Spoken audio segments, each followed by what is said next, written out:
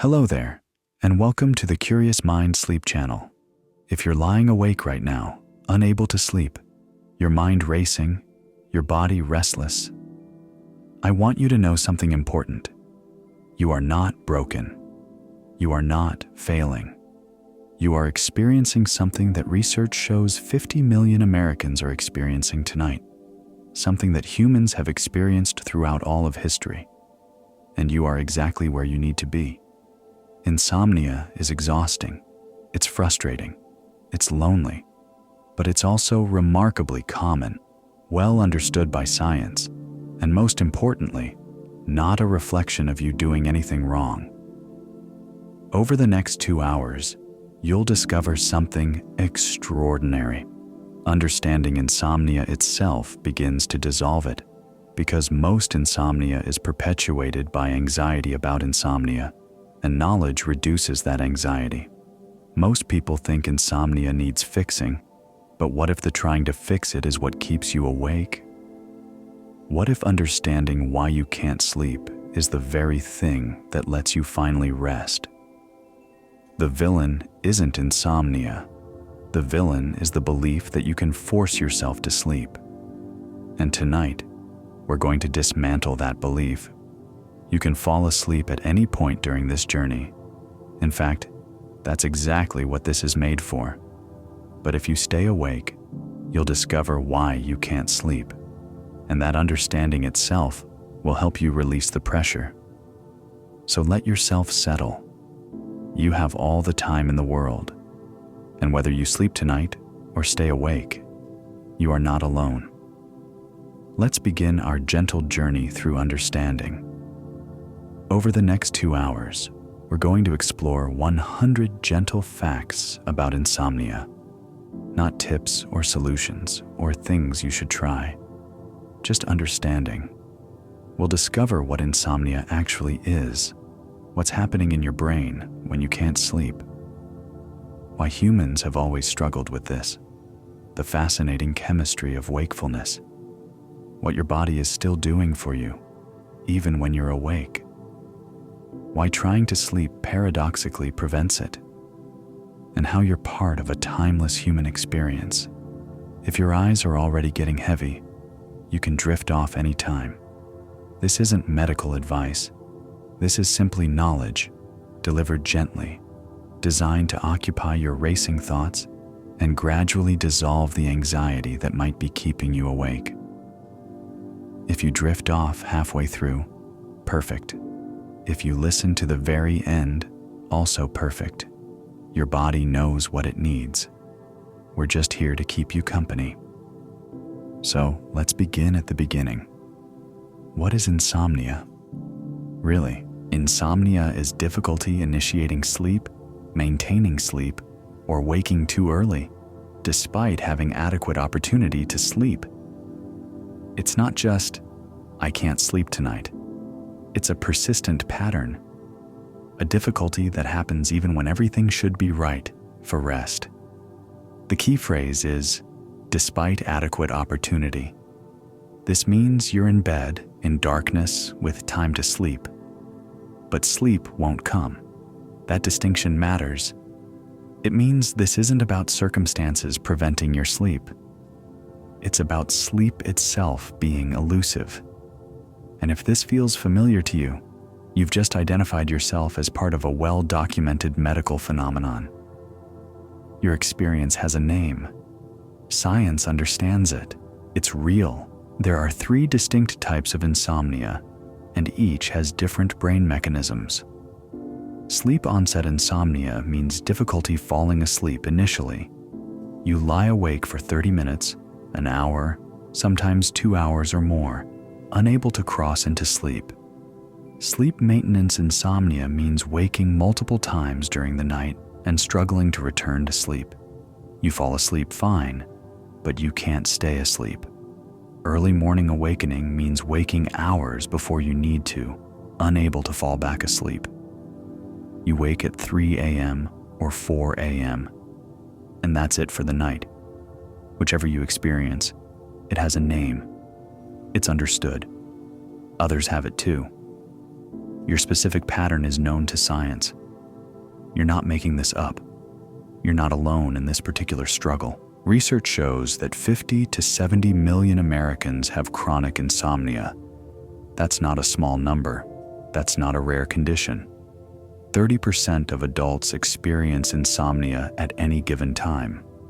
Nearly 1 in 3 people. Right now, this moment, millions of people across this country are lying awake just like you. Insomnia is the most common sleep disorder globally. Not second most common, not rare, the most common. Tonight, you are part of a vast, invisible community, in apartments and houses across every city, in every time zone. People are awake, wondering when sleep will come. You are not alone. You are part of something enormous. It's a reminder that your sleep struggles are shared by millions tonight. There are 2 categories of insomnia: primary and secondary. Primary insomnia means there's no other medical condition causing it. It stands alone. Your sleeplessness isn't a symptom of something else. Secondary insomnia means it's related to another condition: chronic pain, anxiety disorder, medication side effects. Something else is contributing. Both are real. Both are valid. Both are experienced by millions. Whether your insomnia has an identifiable cause or not, the experience itself is genuine. Your suffering is recognized by medical science. It's real. And importantly, both types respond to understanding and acceptance. Acute insomnia lasts days or weeks. It's often triggered by stress, travel, life changes. It arrives suddenly and usually resolves.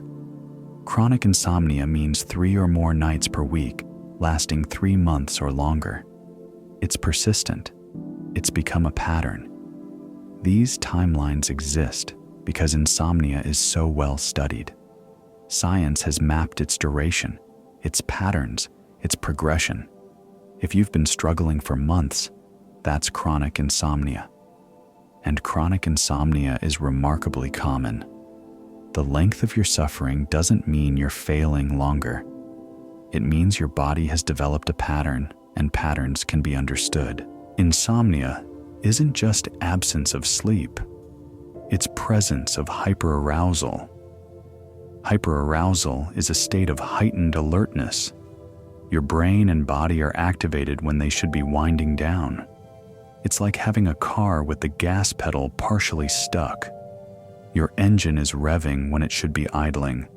The hypothalamic pituitary adrenal axis, your stress response system, is more active than it should be at night.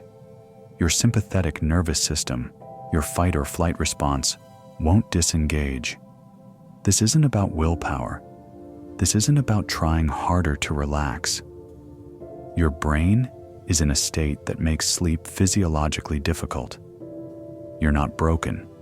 Your brain is working, just in a pattern that prevents rest. Studies show that insomnia peaks between ages 25 and 45, the years of greatest career stress, family responsibility, financial pressure.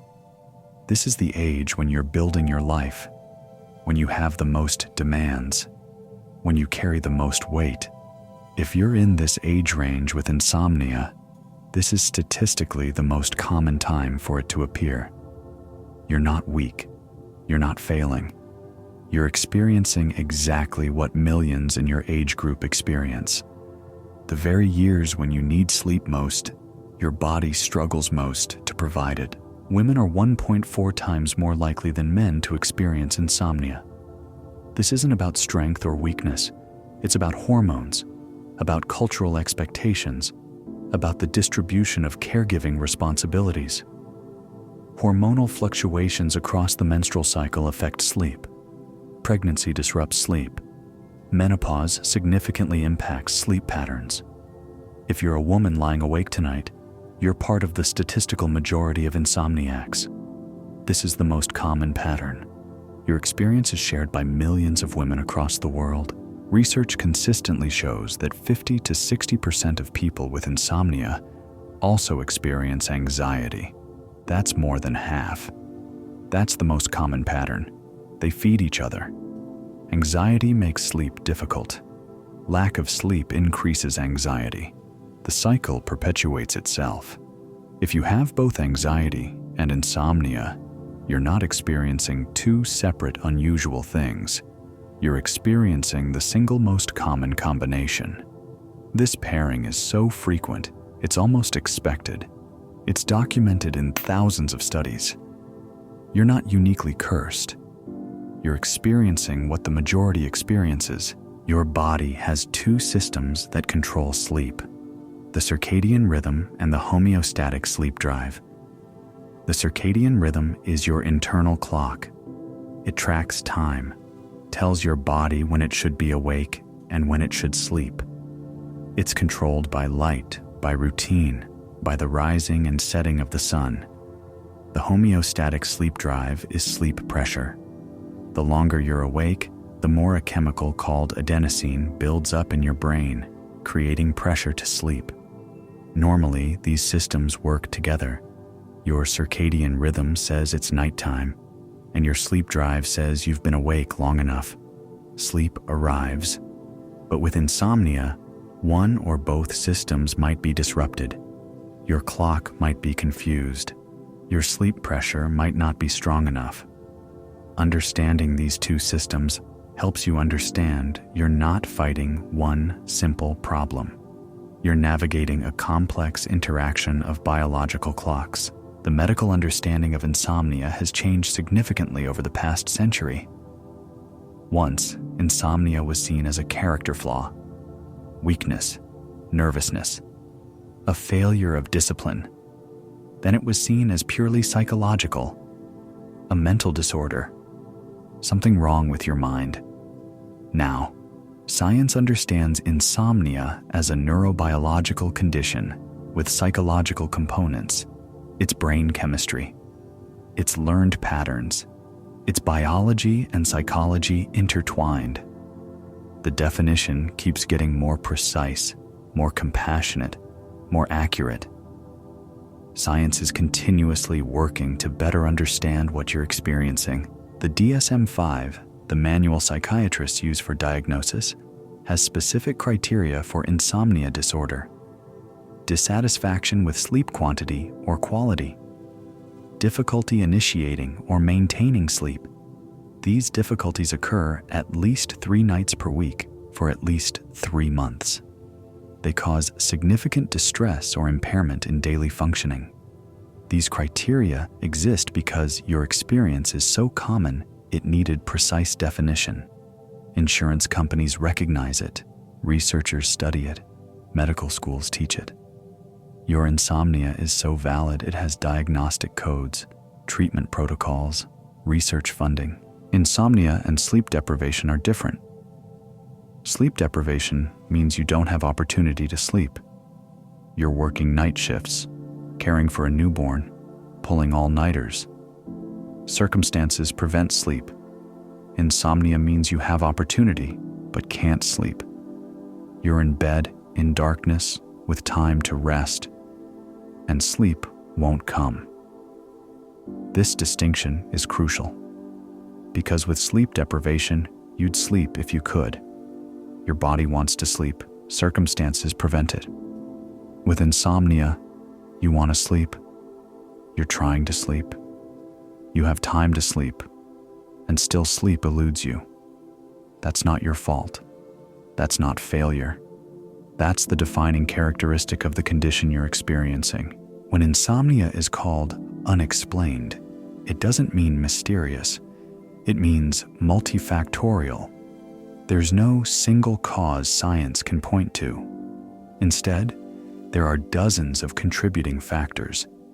Your circadian rhythm, your stress levels, your thought patterns, your sleep environment, your genetics, your learned associations with bedtime.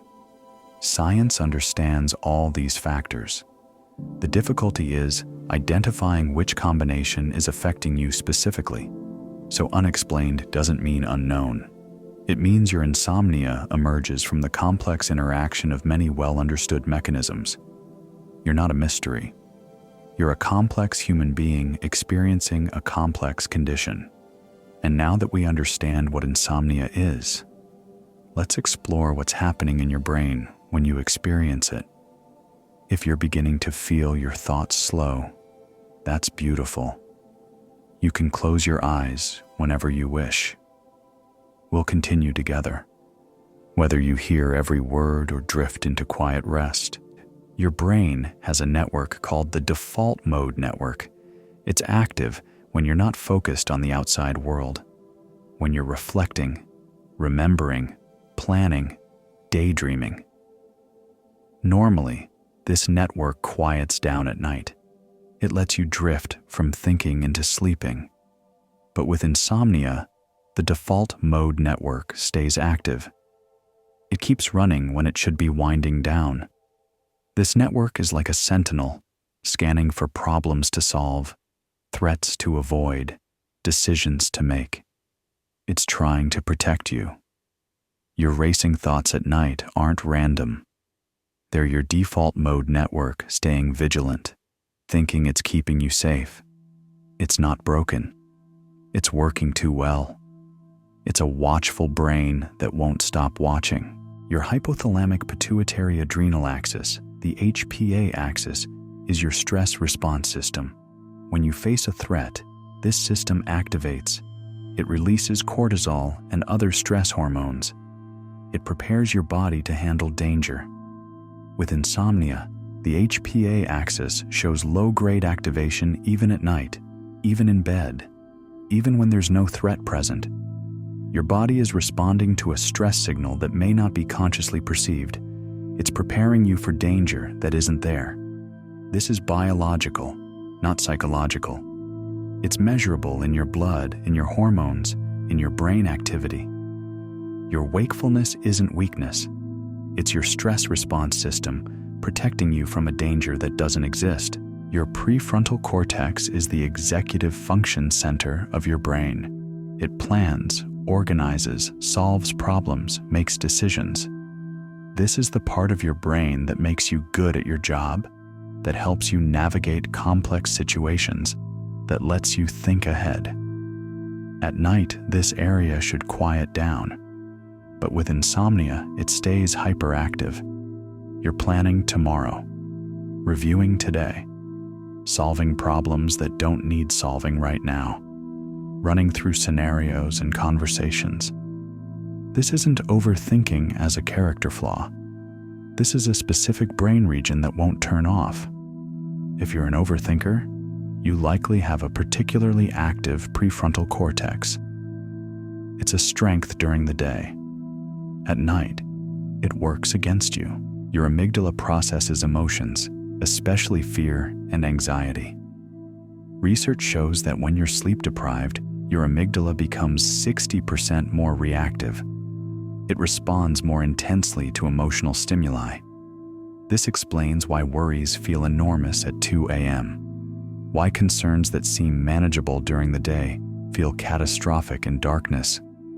Your emotional processing center is amplified by fatigue, by darkness, by isolation. 3 a.m. feelings are not accurate feelings. They're chemically amplified by a tired, hyper-reactive brain. The anxiety you feel at night is real, but it's magnified. It's your biology making everything feel more intense than it is. Racing thoughts aren't random. They're your brain scanning for unfinished business.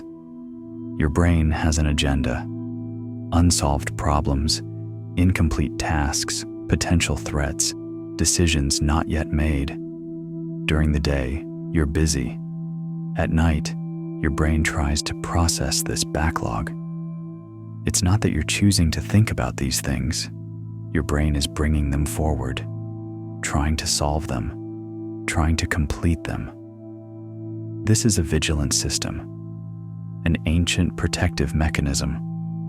Your brain making sure nothing important is forgotten, nothing dangerous is ignored. Racing thoughts are your brain trying to help you. It's just doing it at the wrong time. Cortisol is your wake-up hormone. It should be lowest around midnight, rising gradually through the early morning to wake you naturally. But with insomnia, cortisol can spike at night, sometimes at 2 a.m., 3 a.m., when it should be at its lowest point. These spikes can wake you or prevent you from falling asleep. They create alertness when you need drowsiness. This isn't your fault. This is your endocrine system mistiming its signals. Your morning chemistry arriving at midnight. Your body is running the right program at the wrong time. You have two branches of your autonomic nervous system, sympathetic and parasympathetic. Sympathetic is fight or flight. It accelerates your heart, heightens alertness, prepares you for action. Parasympathetic is rest and digest. It slows your heart, calms your mind, enables sleep. With insomnia, your sympathetic system dominates when your parasympathetic system should take over. It's like driving with your foot on the gas pedal when you need to brake. Your accelerator is active when you need to slow down. This isn't about willpower. This is about which part of your nervous system has control. Adenosine is a chemical that builds up in your brain during wakefulness. The longer you're awake, the more adenosine accumulates. This accumulation creates sleep pressure. It's like a growing weight, a physical substance making you increasingly drowsy. Even when you can't fall asleep, adenosine is still building. Your sleep debt is still growing. The pressure is still accumulating. This means your body is preparing for sleep, even if sleep hasn't arrived yet. The biological process is working correctly. Eventually, this pressure will become strong enough. Sleep will come. Orexin, also called hypocretin, is a peptide that promotes wakefulness. It was only discovered in 1998. Before then, science didn't know these specific wake-promoting chemicals existed. Orexin neurons fire to keep you awake and alert. When they're active, sleep is nearly impossible. With insomnia, orexin activity might be higher than it should be at night. These tiny proteins are keeping your brain in wake mode. This is cutting-edge neuroscience. Scientists are still discovering the chemicals that control wakefulness and sleep. Your wakefulness involves recently discovered molecules. Science is still mapping the territory of what keeps you awake. GABA, gamma-aminobutyric acid, is your brain's main inhibitory neurotransmitter. It's like a brake pedal for your brain. When GABA is working well, it slows neural activity. It quiets the mind. It enables the transition from waking to sleeping. With insomnia, the GABA system may not be working strongly enough. Your brake pedal is weak. Your brain's slowing mechanism is insufficient. This is why just relax doesn't work. Relaxation requires adequate GABA function. If your GABA system is overwhelmed, willing yourself to relax is like willing a car with weak brakes to stop. Your difficulty relaxing isn't a personal failing. It's a neurotransmitter system working at reduced capacity. Melatonin is often misunderstood. It's not a sleeping pill. It's a timing signal. Melatonin is released by your pineal gland when darkness is detected. It tells your body, it's nighttime now. It's a biological clock setter. But melatonin doesn't force sleep. It opens the door for sleep. It signals that sleep is appropriate, but it doesn't push you through that door. With insomnia, you likely have melatonin present. Your body knows it's night. But the wake-promoting systems are stronger than the sleep-promoting signals. You have the time cue. You're just missing the power to act on it. Your circadian rhythm is set by light exposure, meal timing, exercise, and social cues. Modern life disrupts all of these. Artificial light at night, irregular meal times, varying schedules, screens before bed. Your internal clock gets confused. It's receiving conflicting signals about what time it is, what you should be doing. This is called circadian misalignment. Your biology thinks it's one time The actual time is different.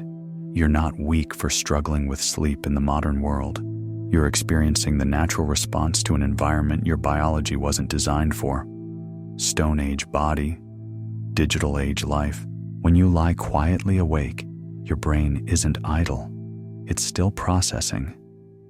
Working memory consolidation, the process of moving information from short-term to long-term memory, happens during quiet wakefulness too, not just during sleep.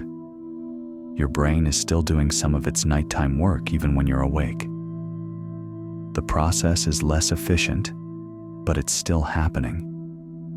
This means your quiet wakefulness isn't completely wasted.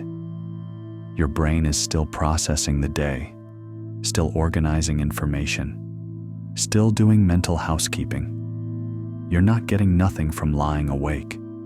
You're getting something. All these systems we've discussed, the default mode network, the HPA axis, the prefrontal cortex, the amygdala, the sympathetic nervous system, the chemical systems, they're all actively functioning. Your brain is performing an enormous amount of work when you can't sleep. No wonder you're exhausted. Your brain is working tremendously hard. It's not resting, it's not idle, it's not lazy. Your brain is remarkably active when you can't sleep. This takes tremendous energy, and all this brain activity has ancient roots. It's been this way throughout human evolution. Your body is listening to this, even if your mind is drifting. If drowsiness arrives, welcome it. It's perfectly fine to let understanding wash over you without effort. Rest is allowed, anytime. From here, we move to why humans have always struggled with sleep. Before electric light, humans didn't sleep in one continuous 8-hour block. Historical records show a pattern called biphasic sleep. First sleep and second sleep. People would sleep for 3 or 4 hours, wake for an hour or two in the middle of the night, then sleep again for another 3 or 4 hours. This was completely normal, expected, built into the structure of life. The period between first sleep and second sleep was used for prayer, contemplation, conversation, intimacy. It was a peaceful, productive time. Your midnight waking might be echoing this ancient pattern. You're not broken. You're potentially experiencing what was normal for most of human history. It's a reminder that humans have always struggled with continuous sleep. The period between first and second sleep was called the watch in medieval Europe. People would wake around midnight, spend an hour or two in quiet activities, then return to sleep until dawn. This is documented in literature, diaries, medical texts, and legal records. It's not speculation, it's historical fact. Shakespeare mentions it, Chaucer references it. Medieval prayer books have specific prayers for the watch. For thousands of years, waking at night wasn't a disorder. It was expected human behavior. Only with industrialization and artificial light did we start expecting continuous sleep. In ancestral environments, sleeping meant vulnerability. Predators hunted at night. Rival groups raided at night. Danger was real. Someone in the group needed to stay partially alert. Someone needed to wake to sounds, to movement, to potential threats. Light sleeping served a protective function. The person who woke easily, who stayed partially vigilant, helped the whole group survive. If you're a light sleeper, you might carry the genetics of the protectors, the guardians, the ones who kept the tribe safe. Your alertness at night isn't a flaw. It might be ancient guardian genetics expressing themselves in a modern world. Many traditional cultures have polyphasic sleep patterns, multiple sleep periods throughout the day and night. Siesta cultures in Mediterranean countries and Latin America. Afternoon naps built into the daily rhythm. Hunter-gatherer societies with flexible sleep timing. Sleep when safe, wake when needed. No rigid schedule. The 8-hour continuous sleep block is a relatively recent cultural invention. It's not a biological imperative. Sleep variability is human norm, not aberration. Lions sleep 20 hours a day. They're apex predators with no natural enemies and abundant food sources. They can afford to be unconscious most of the time. Humans evolved under different pressures. We were prey as much as predator. We needed tools and cooperation to survive. We couldn't afford to be unconscious 20 hours a day. Human sleep is lighter, more flexible, more responsive to environment than most mammals. This is by design, not defect. We're designed for wakeful vigilance more than most mammals. Light sleeping is a human specialty. Early humans slept in caves, in trees, in temporary shelters. These were dangerous places. Predators could approach, weather could change, rivals could attack. Being deeply asleep meant being deeply vulnerable. The humans who survived were the ones who could wake to threats, who slept lightly enough to respond to danger. Your wakefulness might connect you to survivors, to ancestors who lived because they didn't sleep too deeply. The full moon provided enough light to see by. It changed the risk calculation for nighttime activity. Research on modern hunter-gatherer groups shows they sleep less during full moons. This is a natural pattern observed across cultures. Your sleep might vary with lunar cycles, with seasons, with environmental factors you're not consciously aware of. Monthly sleep disruption is built into human biology. The moon pulling on your sleep like it pulls on tides. Before artificial lighting and climate control, humans slept more in winter and less in summer. Longer darkness in winter meant longer sleep periods. Shorter darkness in summer meant shorter sleep periods. Your body might still respond to seasonal changes in daylight, even if your schedule doesn't change. Seasonal insomnia isn't failure. It's biological expectation. Modern hunter-gatherer societies, the closest we have to understanding ancestral sleep patterns, show remarkable flexibility. They sleep when tired, wake when rested, nap when safe. No fixed bedtime, no alarm clocks. Sleep is responsive to need and opportunity. The rigid schedule of modern life, go to bed at 11 p.m., wake at 7 a.m. regardless of how you feel, is agricultural and industrial invention. Your body wasn't designed for fixed sleep schedules. It was designed for flexible response to circumstances. Historical medical texts from ancient Greece, Rome, medieval Europe, Renaissance Italy all mention night waking casually. It's described as ordinary, not noteworthy, not a disorder requiring treatment. For most of recorded history, waking at night was so common, it didn't need special explanation.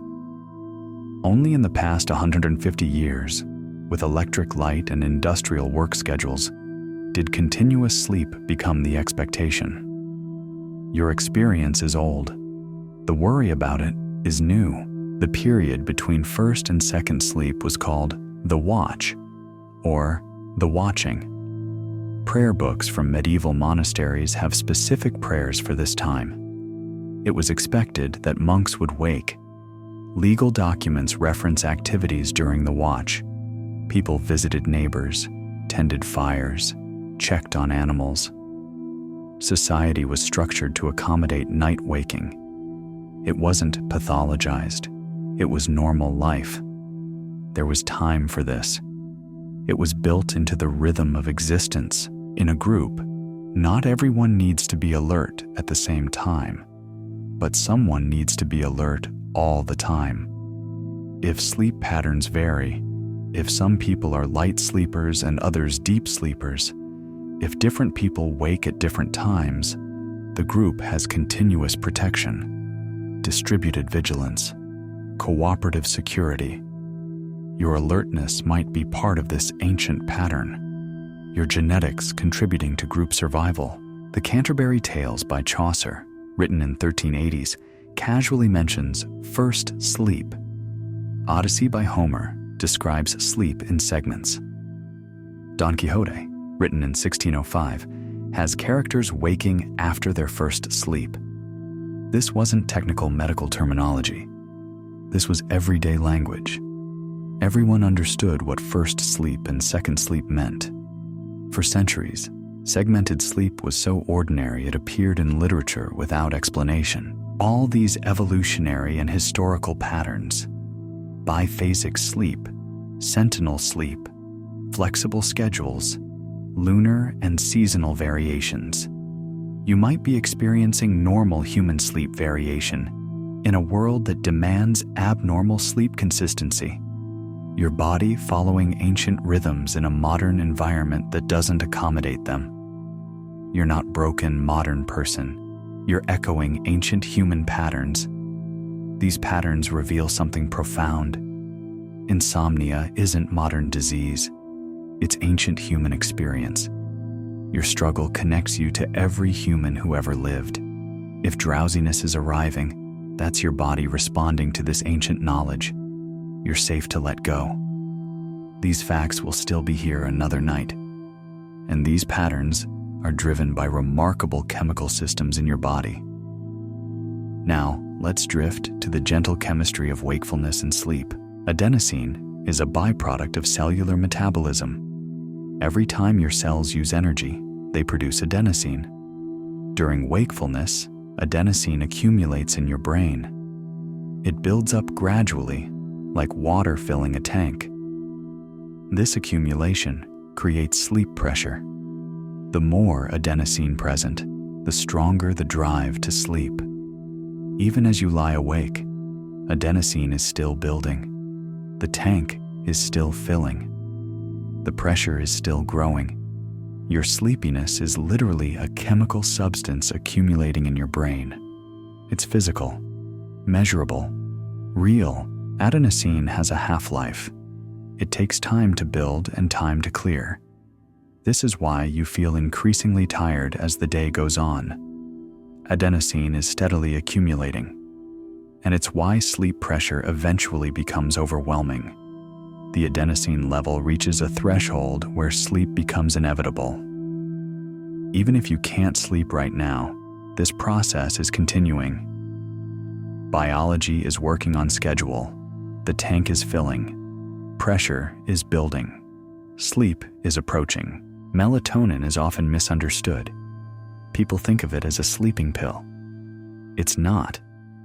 Melatonin is a chronobiotic. It affects biological timing. It tells your body what time it is. When darkness falls, your pineal gland releases melatonin.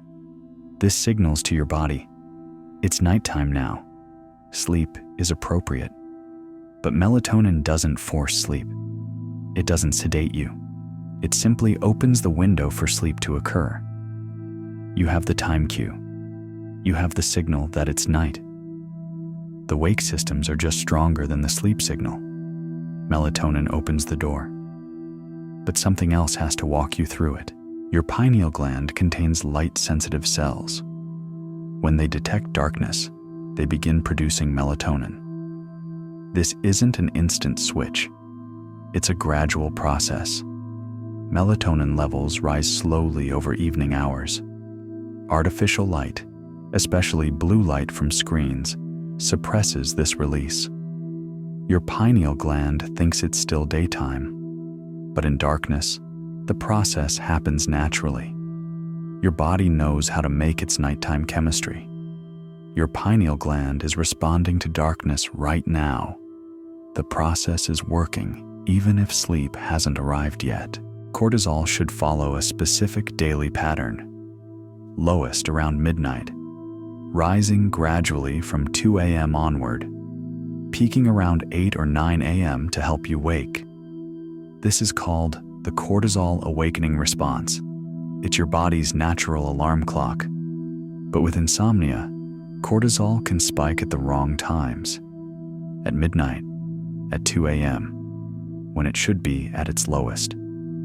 These mistimed spikes create alertness when you need drowsiness. Your morning chemistry arriving in the middle of the night. Your wakefulness might be cortisol showing up for the morning shift 6 hours early. GABA, gamma-aminobutyric acid, is your brain's main inhibitory neurotransmitter. Think of your brain as having accelerators and brakes. Glutamate and other excitatory neurotransmitters are accelerators. GABA is the brake. When GABA binds to receptors, it slows neural firing. It quiets activity. It creates the conditions for sleep. But if GABA function is reduced, if the brake is weak, the accelerators dominate. Your brain races when it should slow. This is why benzodiazepines work for sleep. They enhance GABA function. They strengthen the brake. Your difficulty slowing your thoughts might be insufficient braking, not excessive thinking. Orexin neurons are located in the hypothalamus. They project throughout the brain, promoting wakefulness. Orexin neurons are like tiny alarm clocks scattered throughout your brain. When they ring, they keep you awake and alert. They maintain consciousness. Narcolepsy, a disorder of excessive sleepiness, is caused by loss of orexin neurons. Without orexin, people fall asleep inappropriately. The opposite might be true with insomnia. Too much orexin activity, too much wake promotion. These tiny clusters of neurons producing small peptides have enormous power over your consciousness state. Histamine is better known for its role in allergies, but it's also a wake-promoting neurotransmitter. Histamine neurons in your brain help maintain wakefulness and alertness. This is why antihistamines like Benadryl make you drowsy. They block histamine receptors, removing one wake-promoting signal. With insomnia, histamine might be more active than it should be at night. Another wake chemical active during sleep time. Your alertness involves the same chemical that makes your nose run during allergy season. Serotonin is a neurotransmitter involved in mood, appetite, and wakefulness during the day. At night, an enzyme called ANAT converts serotonin into melatonin. This is elegant biochemistry. Your day chemistry transforming into your night chemistry. The same molecule that helped you feel stable during the day becomes the signal that tells your body it's night. Your body knows this alchemy. It knows how to make the transformation. The process is built in. Sleep onset requires your core body temperature to drop by about 1 to 2 degrees Fahrenheit. This temperature drop is part of the sleep initiation process. Your body must cool to fall asleep. This is why you feel warmer in the evening and cooler at night. Your body is deliberately lowering its temperature to facilitate sleep. Even if sleep hasn't arrived, this cooling process is happening. Your body is preparing, even if slowly. The thermostat is adjusting. The system is working toward the goal. Growth hormone is released in pulses during slow-wave sleep, the deepest stage of sleep. This hormone helps repair tissues, build muscle, maintain cellular health. Missing deep sleep means missing these growth hormone pulses. This is part of what makes sleep deprivation harmful. But catch-up sleep allows recovery. The body can make up for lost growth hormone release. What you miss tonight, your body can recover tomorrow or the next night. Leptin and ghrelin are hormones that regulate hunger and satiety. Leptin signals fullness. Ghrelin signals hunger. Sleep deprivation reduces leptin and increases ghrelin. You feel hungrier and less satisfied when you haven't slept well. This explains late-night cravings. Your body is trying to get energy from food when it can't get restoration from sleep. Those midnight snack urges are biochemical, not weakness. Acetylcholine is a neurotransmitter that's highly active during REM sleep, the dreaming stage. It helps create the vivid, narrative quality of dreams. the sense of being in a story, of things happening. When you do sleep, when REM arrives, this chemical will create your dreams. Your dreaming chemistry is waiting, ready to work when sleep finally comes. All these chemicals we've discussed, adenosine, melatonin, cortisol, GABA, orexin, histamine, serotonin, growth hormone, leptin, ghrelin, acetylcholine. None of them is simply wrong or imbalanced. They're all present, all functional. The issue is timing.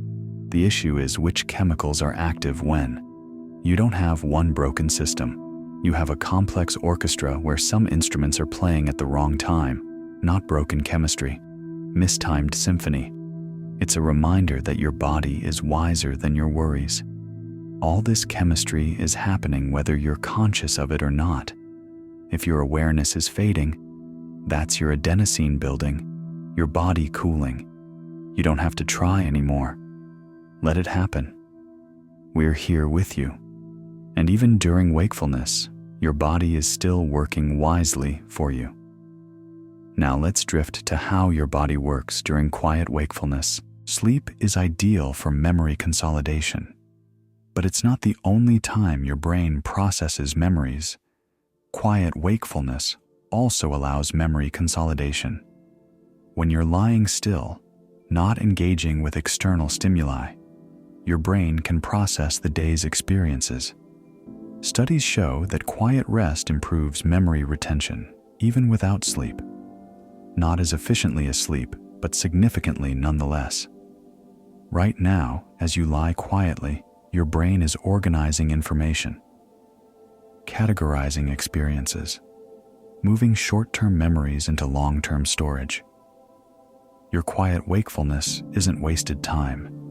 Your brain is still doing important work. Your brain has a waste clearance system called the glymphatic system. It's most active during sleep, flushing out metabolic waste products. But research shows the glymphatic system has some activity even during quiet wakefulness. The clearance isn't as efficient, but it's still happening.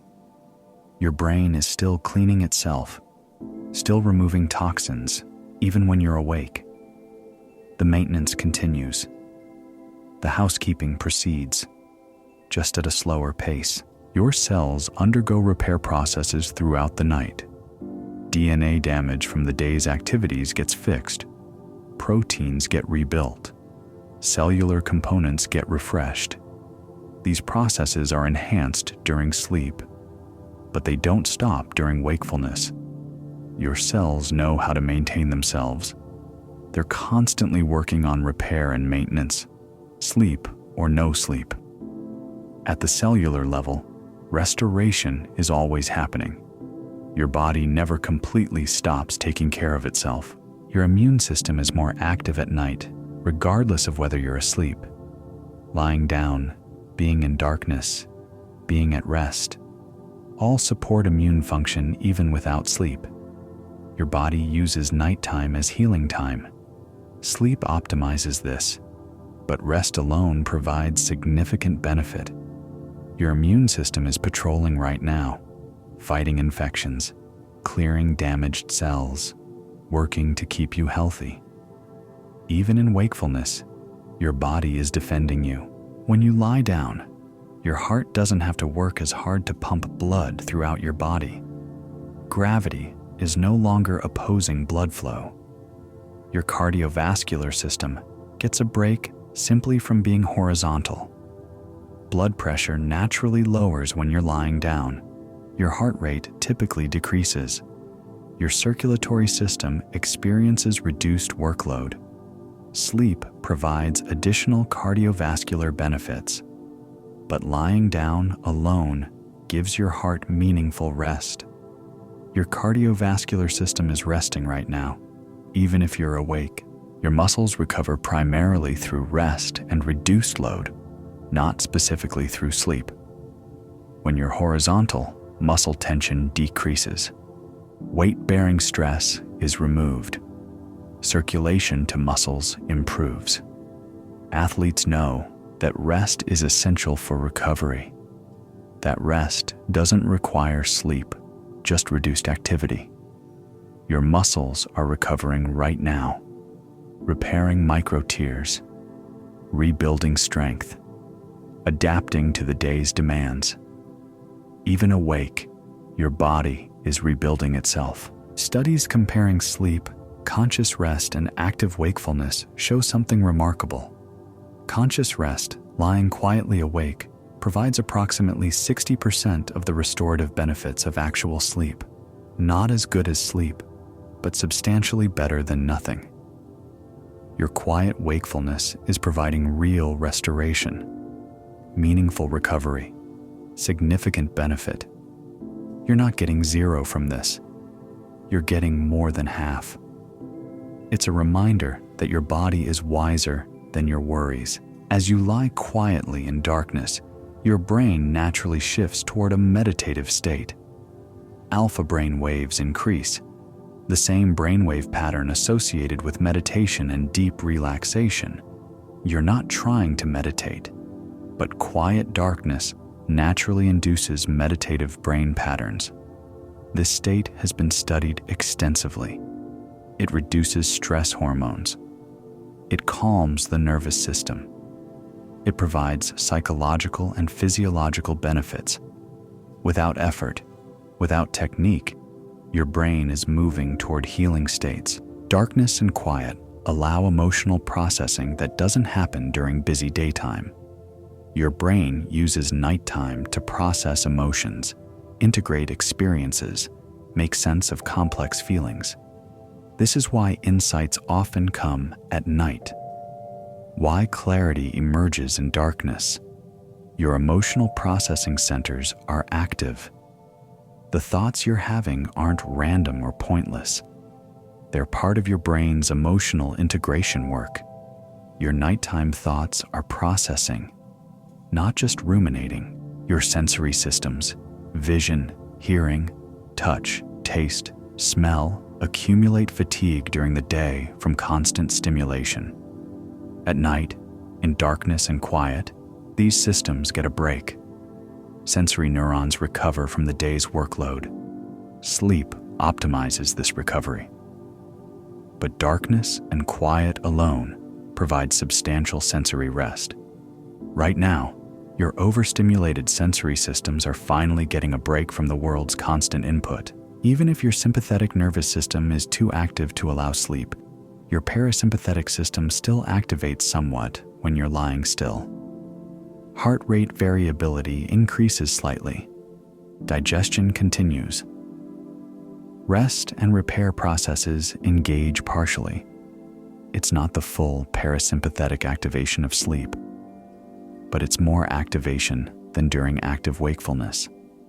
Your body is shifting toward rest mode, even if it hasn't fully arrived there yet. Your spine compresses during the day from gravity and weight bearing. When you lie down, your spine decompresses. Intervertebral discs rehydrate. Spinal nerves experience reduced pressure. This is why you're slightly taller in the morning than evening. Your spine expands when horizontal. Right now, your spine is recovering from the day, lengthening, releasing compression, healing. Your digestive system continues working through the night, sleep or no sleep. Food is being broken down. Nutrients are being absorbed. Waste is being prepared for elimination. Digestion is largely independent of consciousness. It's an autonomic process that proceeds regardless of sleep state. Your gut is working for you right now, processing, absorbing, maintaining the basics of nutrition. All these processes we've explored: memory consolidation, glymphatic clearance, cellular repair, immune function, cardiovascular rest, muscle recovery, emotional processing, sensory recovery, parasympathetic activation, spinal decompression, digestion. All of these continue even when you're awake. Your body doesn't give up on you when you can't sleep. It continues maintaining, repairing, processing, healing. You're not losing everything by being awake.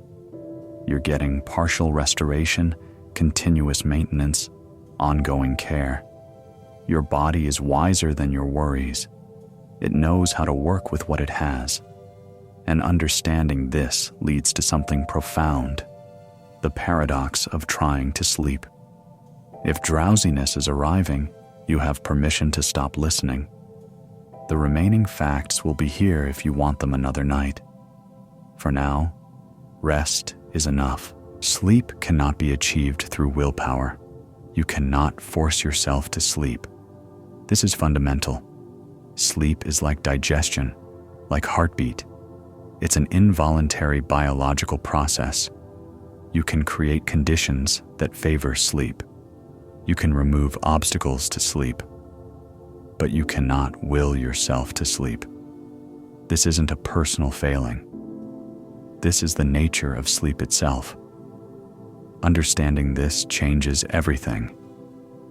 You can stop trying. You're not supposed to be able to try. When you try hard to accomplish something, your body activates. Effort requires arousal, alertness, engagement.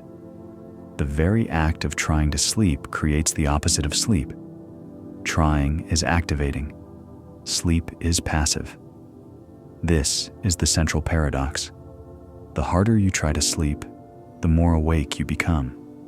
Your effort is sincere, but it's physiologically counterproductive. The trying itself is preventing what you're trying to achieve. Research in insomnia therapy has identified what's called the sleep effort paradox. People who try hardest to sleep have the most difficulty sleeping. People who let go of trying often fall asleep more easily. This has been documented in hundreds of studies. The correlation is clear and consistent. Effort and sleep are incompatible states. The moment you stop trying, sleep becomes possible. Viktor Frankl, the renowned psychiatrist and Holocaust survivor, developed a technique called paradoxical intention. For insomnia, the instruction is simple. Try to stay awake. Make your goal to remain conscious as long as possible. This removes performance pressure. It eliminates the anxiety of trying. And paradoxically, sleep arrives. When you're no longer fighting for sleep, when you're actually trying to stay awake, your body relaxes, and relaxation allows sleep. The technique works because it removes effort, acceptance, and commitment. Therapy, ACT, has been adapted for insomnia with remarkable success. The core principle is accepting wakefulness rather than fighting it. Accept that you're awake. Accept that you might be awake all night. Accept that this is uncomfortable but not dangerous. This acceptance reduces the secondary suffering. The anxiety about being awake diminishes. And when anxiety diminishes, sleep becomes possible. Studies have tested reverse psychology approaches to sleep. Tell insomniacs to try to stay awake and see what happens. The results are consistent. When people try to stay awake, they fall asleep faster than when they try to fall asleep. This isn't magic. This is removing the performance pressure that creates arousal. Your goal right now doesn't have to be sleep. Your goal can simply be rest, or even simply being. Someone telling you to just relax when you can't sleep is like telling someone who's drowning to just swim. Relaxation, like sleep, is not achieved through effort. You cannot try to relax. Trying to relax creates tension. True relaxation happens when you stop trying, when you let go, when you accept what is. The instruction to relax is well-meaning, but physiologically impossible to execute. You cannot effort your way into effortlessness. Many insomniacs develop hypervigilance for signs of sleep arriving. You monitor yourself constantly. Am I getting drowsy? Are my thoughts slowing? Is sleep coming? This monitoring is a form of arousal. It keeps you alert, watching for sleep, which prevents sleep from arriving. It's like trying to watch yourself fall asleep. The watching prevents the falling. The monitoring itself is the obstacle. This monitoring extends beyond just watching for sleep. You monitor the clock. You calculate hours remaining. You track how many times you've woken. Each monitoring act is an arousal act. Each check-in pulls you away from the passive state sleep requires. The more you monitor, the more awake you become. The more awake you become, the more you monitor. The solution is to stop monitoring. Let time be unknown. Let sleep status be unknown. Release the need to know. Sleep only occurs when your nervous system perceives safety. If some part of you feels threatened, vigilant, worried, your nervous system won't allow sleep. It's keeping you safe. The feeling of safety isn't intellectual. You can't think your way into feeling safe. Safety is sensed by your body, by your nervous system, by ancient brain structures that predate language. Your body needs to feel held, protected, safe enough to be unconscious. One of the most powerful practices is releasing attachment to when sleep should happen. It doesn't need to happen by midnight. It doesn't need to happen by 2 a.m. It doesn't need to happen tonight at all. When you let go of the timeline, you remove enormous pressure. The deadline anxiety dissolves. Sleep will come when it comes. Maybe in 10 minutes. Maybe in 2 hours. Maybe tomorrow night. Your job isn't to make it happen on schedule. Your job is simply to rest while you wait. Research consistently shows that giving people explicit permission to be awake helps them fall asleep. You don't have to sleep tonight. It's okay to be awake. You're safe regardless. This permission removes the pressure, and removing pressure removes arousal. And removing arousal allows sleep. You have permission to be awake all night. You have permission to not sleep. This isn't giving up. This is understanding how your nervous system actually works. And in having that permission, in truly accepting it, notice what happens. Notice how your body might begin to soften, how the pressure might begin to lift. Permission is the path. Acceptance is the doorway. And you're standing in that doorway right now. The technique of trying to stay awake to induce sleep has been used for centuries. Medieval texts mention it. Victorian sleep doctors prescribed it. It's rediscovered again and again because it works. It works because it aligns with how nervous systems function. Pressure creates arousal. Releasing pressure allows rest. You can try to stay awake if you want. See how long you can keep listening. Make that your goal. Your body wants to sleep. It needs to sleep. It's designed to sleep. You don't have to teach your body how to sleep. You don't have to force it. It already knows. What you need to do is get out of its way. Stop trying to help. Stop trying to force. Trust that when conditions are right, sleep will happen. Your body knows exactly how to do this. You're not broken. You don't need to be fixed. You need to be trusted. Giving up on trying to sleep is not failure. It's wisdom. It's recognizing that effort doesn't work here. That force doesn't work here. That surrender is the path. You're not giving up on sleep. You're giving up on trying. There's a profound difference. Surrender is not defeat. Surrender is alignment with how sleep actually works. The moment you accept wakefulness, sleep becomes possible. The moment you stop fighting, peace arrives. It's a reminder that surrender is not defeat. It's understanding. You don't have to try anymore. And when you understand this, when you truly let go, you begin to see yourself as part of something vast, something timeless, something universal. You're welcome to continue listening, or to let these words become background. Your presence here is enough. trying or not trying, awake or drifting. You have my permission to be awake all night. And in having that permission, notice what happens. Hippocrates, the father of Western medicine, wrote about insomnia around 400 BCE. He documented sleeplessness. He described its patterns. He recognized it as a common human affliction. 2,400 years ago, physicians were already studying what you're experiencing tonight. Your struggle is ancient. Your experience is part of medical history stretching back millennia. Ancient Egyptian medical papyri, some dating to 1500 BCE, contain remedies for sleeplessness. They prescribed herbal preparations.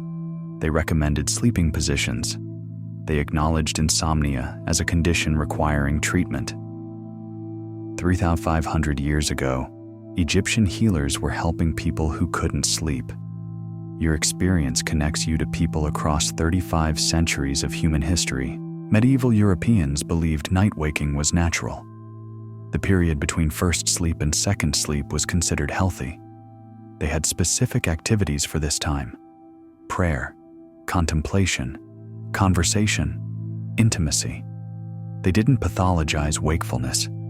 They incorporated it into normal life. For centuries, people lying awake at night didn't worry about it. They simply used the time. During the Renaissance, physicians began studying sleep scientifically. They documented patterns. They proposed mechanisms. They developed theories. Even then, insomnia was a primary focus. It was common enough to warrant extensive medical attention. The scientific study of sleep is centuries old, and insomnia has been central to that study from the beginning. Your experience has been examined by great minds throughout history. Shakespeare's Lady Macbeth is famous for her sleepwalking scene, her guilty conscience manifesting in disordered sleep. Shakespeare understood that sleep disorders were universal enough to be instantly recognizable to audiences. In the early 1600s, people watching this play immediately understood what they were seeing. Sleep disruption was common knowledge. Literature across cultures references insomnia because it's a universal human experience. Many Native American cultures had rituals and practices around sleep and dreams. They recognized that not everyone sleeps the same way, that some people are natural night watchers, that sleep variability is normal. They valued dreams as spiritual experiences, and they valued wakefulness as a time for connection with the sacred. Insomnia wasn't seen as pathology. It was seen as variation, sometimes even as gift. During the Victorian era, insomnia was epidemic. Physicians wrote extensively about the modern epidemic of sleeplessness. Industrialization was changing sleep. Electric light was arriving. Work schedules were rigidifying. The sleep struggles you experience are partly the sleep struggles of modernity. You're experiencing the consequences of living in a world not designed for human biology. Your Victorian ancestors struggled with this transition too. Albert Einstein reportedly struggled with insomnia throughout his life. Thomas Edison slept very little, possibly had disordered sleep patterns. Winston Churchill dealt with what he called black dog depressions and associated sleep disruption. Marcel Proust wrote extensively about his insomnia. Much of his great work was produced during sleepless nights. Brilliant minds throughout history have lain awake in darkness, wondering when sleep would come. Charles Dickens suffered from severe insomnia. He would walk the streets of London for hours at night. Virginia Woolf documented her sleepless nights in her diaries. Franz Kafka wrote about insomnia repeatedly in his journals and letters. F. Scott Fitzgerald chronicled his crack-up partly through descriptions of his worsening insomnia. Creative people throughout history have transformed sleeplessness into art, into literature, into beauty. Different cultures have different sleep norms. Mediterranean and Latin American cultures incorporate siestas.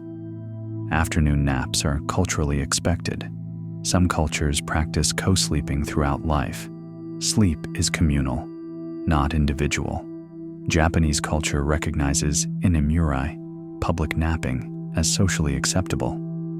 The 8-hour solo nighttime sleep block is culturally specific, not universal human imperative. Your body might be responding to biology that doesn't match your cultural expectation. Before the Industrial Revolution, sleep was flexible. Farmers slept according to seasons. Craftspeople worked by daylight. Factories required rigid schedules. Same start time every day, regardless of season, regardless of individual variation. We've only been living with alarm clocks and fixed sleep schedules for about 150 years. Your body carries genetic programming from thousands of years of flexible sleep. It's been asked to conform to industrial scheduling for just a few generations. Modern sleep science, which began in earnest in the 1950s with the discovery of REM sleep, has progressively validated what insomniacs have always known: that sleep is complex, that it varies enormously between individuals, that normal is a wide range. Every decade brings new discoveries about sleep mechanisms. Every year brings new understanding. Science is continuously working to understand what you're experiencing. Your struggle is worthy of dedicated research. Insomnia is recognized worldwide. Every country, every culture, every population studied. The specific rates vary, but the presence is universal. Humans everywhere struggle with sleep. Right now, across every time zone on Earth, millions are awake. From Tokyo to London to Sao Paulo to Mumbai, all around the world. You are connected to a global community of wakefulness. In the modern era, people with insomnia have found each other online. Forums, support groups, social media communities, places where people share their experiences, offer support, remind each other they're not alone. Thousands of people posting at 3 a.m. Can't sleep again. Is anyone else awake? You're not alone. The internet has made the invisible community of insomniacs visible. You can find your people. You can connect with others who understand. Tonight, right now, tens of millions of people across the United States are lying awake. Across every time zone, every city, every town, apartments and houses, hotel rooms and dorm rooms, beds and couches, all across the country. And not just tonight, every night. For weeks, for months, for years, people lying awake, wondering if they're alone in this struggle. Beyond this country, across every continent, hundreds of millions of people worldwide experiencing insomnia. And beyond this moment in time, throughout all of human history, across thousands of years, billions of people have lain awake in darkness. Ancient Egyptians, medieval Europeans, Victorian factory workers, your grandparents, your parents, people who lived centuries before writing was invented, all across time, all across the world. You are part of an invisible community that stretches across the entire human experience. You are held by this vast lineage. You are connected to every person who has ever struggled to sleep. You are not broken. You are not alone. You are not failing. You are beautifully, perfectly, completely human. And being human means sometimes lying awake, sometimes struggling, sometimes wondering if morning will ever come. It will. Morning always comes. Sleep eventually arrives. Tonight or tomorrow night or the night after. Your body knows how to sleep. It will sleep when conditions are right. Until then, you are here. You are breathing. You are alive. You are part of this ancient, ongoing, universal human experience. You are held by everyone who has come before you. You are connected to everyone experiencing this right now. You are part of something so much larger than this one difficult night. Insomnia doesn't make you broken. It makes you human. Let yourself rest in that truth, whether sleep comes or not.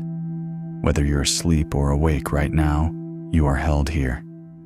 There's nothing you need to do. If you're still awake, still listening, that's okay.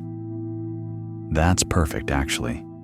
Some of you fell asleep in the first 20 minutes, some in the first hour, some are drifting now, and some of you will be awake all the way to the end.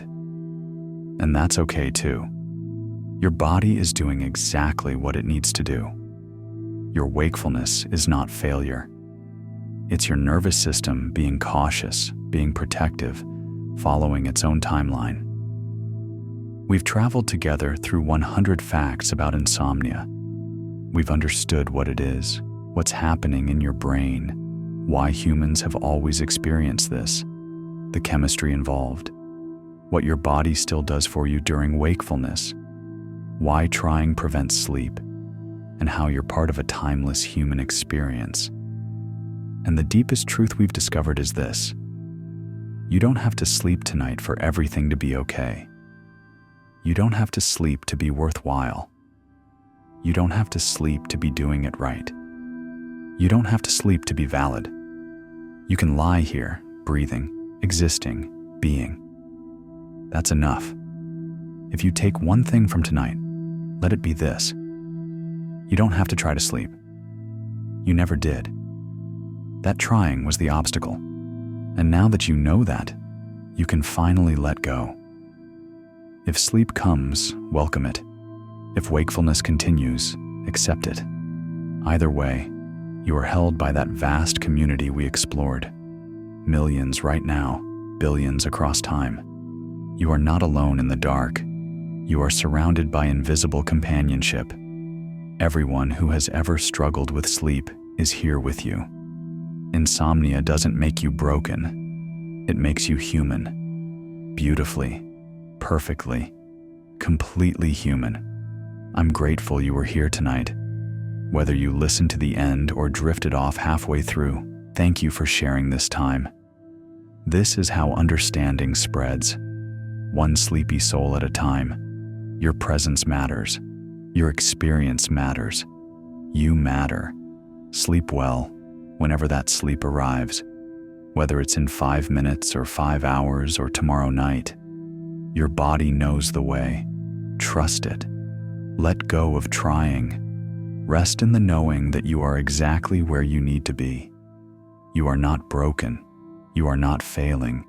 You are not alone. You are held by all of history. You are part of something vast. Sleep well and sweet dreams.